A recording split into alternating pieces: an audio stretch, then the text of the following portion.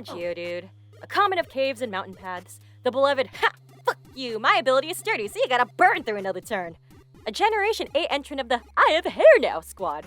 And above all, shaped like friend. This friend has been around since the beginning and can be found in the wild across 7 Pokemon regions. But that had me wondering something. Assuming the rocky exterior isn't skin and Geodude isn't a meat sack, thus we're going off of this is a pure piece of rock that's alive. What kind of rock are Geodude around the world made of? Clearly the Alolan form is visually different, and the dex itself states that Alolan Geodude's bodies are magnetic stones. How different could the two forms be in real life? Are standard Geodudes just hunks of basalt? Will I go fucking crazy doing all this research? Let's dig in. So when trying to identify a rock, really take note of the physical characteristics of your sample. Things like the size of the grains, color, the general luster, layers if there are any, how it feels and how heavy it feels are some simple things that anyone could use for identification. In geology, some of these descriptors have specific terms. When a rock is layered like an onion, ogre, or lasagna, it's foliated. If there are no layers, the rock is non-foliated. A foliated rock is a pretty good indicator that you could be looking at a metamorphic rock. But remember, not all metamorphic rocks are foliated. There are size tiers for the particles that make up rocks too. From smallest to largest, the tiers are very fine.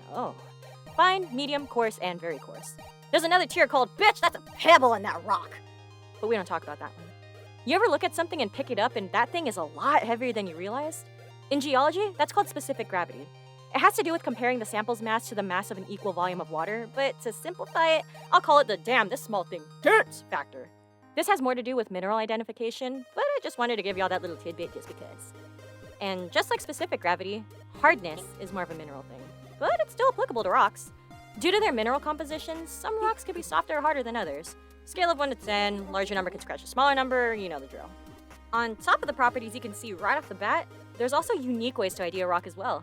My geology professor from community college would always tell us to market his class as fun. You lick things, you streak, and you drop acid in his class. And he wasn't wrong. Halite is rock salt, so saltiness is a characteristic. And you do the streak test to ID minerals. And some rocks, like marble, react if you drop hydrochloric acid on it. I really loved that class. The professor brought us cookies at the end of the year. It was great. So with all that being said, let's talk about my roadmap to Geodude rock theories. I looked at as many character models and official artwork as possible, and right off the bat, I don't see any foliation. It's a blocky, rocky friend with no banding. Banding is when the light and dark minerals of a rock separate themselves to make the rock look like it has zebra stripes. They also don't seem to have super coarse visible grains, but to be generous, I'll consider Geodude's grains fine to coarse. So, it's pretty hard to describe the feel and luster of a rock when I can't hold the thing. So I'm gonna go out on a limb to say that both forms of Geodude lean duller in luster, with minimal reflective properties and are firm to the touch and definitely not greasy feeling. However, the dex was an incredible help in helping me make my deductions. I had 3 things I clung to with my whole ass soul when I was doing this research. 1. Standard Geodude's weakness to steel. 2. Alolan Geodude takes regular damage from steel. And 3. Alolan Geodude's magnetic body. Steel is 6.5 on the most scale, so I went on a fucking journey to find rocks that are below 6.5, and this really helped narrow down the pool of suspects, actually. Their lack of foliation and super coarse grains further filtered down the list of suspects. In the same vein, I had to look for rocks that are as close to 6.5 as possible for Alolan Geodude, and those rocks had to have magnetite as a mineral in its composition. I started flipping through books and clicking through various geology websites, and I had a realization with the help of my husband. There is no one-to-one rock. Bitch, you will not find the exact rocks that these fictional creatures are. As a result, here are my closest guesses. Standard form Geodude could be the totally metamorphic Hornfells, and Alolan Geodude could be the igneous rock Gabbro. Here are my reasons. The first entry in my Hornfells notes is a quote from the Rocks and Gem book I use as a resource. Quote, "It is notoriously difficult to identify," which was a fucking mood. But also in the book was the fact that Hornfells can be formed from, quote, almost any rock. Standard Geodude is a common Pokemon in their respective spawn areas across regions. And since Hornfells can be born from damn near any rock, this seems like a good way to portray its commonness. Hornfells is also non-foliated, fine-grained, and can be shades of brown, so it checks out visually. But what made me juiced about making Hornfells the front runner of my little theory is that hornfels is formed from contact areoles. That pretty much means magma bakes the surrounding rock, and this is born from the baking.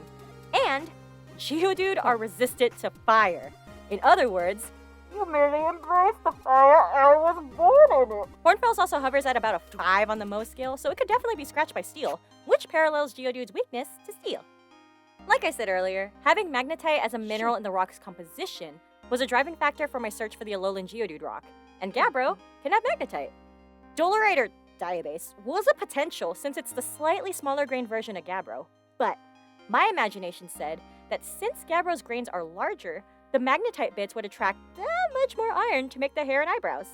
Gabbro's also an igneous rock, which means it was born from magma, and this can also support Alolan Geodude's resistance to fire because, say it with me kids, You merely embraced the fire. I was born in it. in addition to that, Gabbro is roughly a 6 to 6.5 on the Mohs scale, so it would be about equal to steel. Color-wise, it's probably a shade or two darker than the gray shown in the games in the show, but like I said earlier, this is the closest I could get. And that's that. I spent an ungodly amount of time reading through geology textbooks, handbooks, websites, published papers. Fuck!